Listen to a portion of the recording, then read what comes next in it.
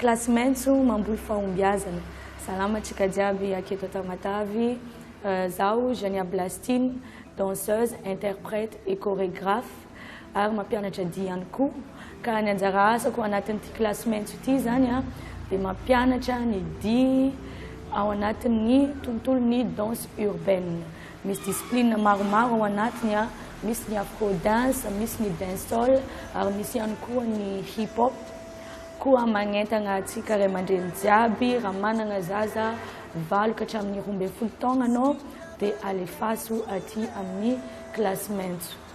Amin'ny 19 septembre izao misy porte ouverte aty amin'ny classemaintso à partir de 9h. Dia amin'ny le 7 octobre ny rentrée. Dia manasa antsika mba ho tonga amin'ny porte ouverte mba hitanareo hoe inona daholo ilay activité misy aty. De voilà, misaotra betsaka antsika jiaby, mirariso. Merci.